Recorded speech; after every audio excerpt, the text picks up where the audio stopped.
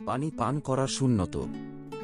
হযরত আনাস রাদিয়াল্লাহু আনহু বলেন, রাসূলুল্লাহ সাল্লাল্লাহু আলাইহি ওয়াসাল্লাম পান করার সময় 3 বার নিঃশ্বাস ফেলতেন এবং বলতেন, এতে তৃষ্ণা বেশি মেটে, রোগ থেকে নিরাপদ রাখে এবং পরিপাকের জন্য উত্তম। সহিহ মুসলিম, হাদিস নম্বর 2028। অর্থাৎ রাসূল সাল্লাল্লাহু আলাইহি ওয়াসাল্লাম একবারে গ্লাস ভর্তি পানি গিলে ফেলতেন না।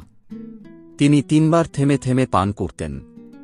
এতে শরীরও উপকৃত হয় আর সুন্নতও আদায় হয়। পানি খাওয়ার সুন্নতগুলো: 1. ডান হাতে খাওয়া।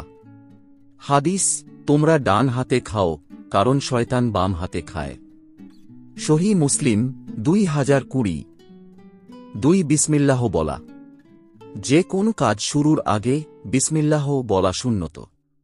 সহিহ বুখারী 5376, সহিহ মুসলিম 2022। এতে খাবার ও পানীয়তে বরকত আসে। 3. বসে পানি খাওয়া। রাসূল সাল্লাল্লাহু আলাইহি ওয়াসাল্লাম বেশিরভাগ সময় বসে পানি পান করতেন। তিরমিজি 1881। 4. 3 নিঃশ্বাসে খাওয়া। একটু পান করতেন, থামতেন, আবার পান করতেন। 5. শেষে আলহামদুলিল্লাহ বলা। সহিহ বুখারী, হাদিস 5458। আল্লাহর শুকরিয়া আদায় করা, এটি ঈমানদারের গুণ। বিজ্ঞান কি বলে?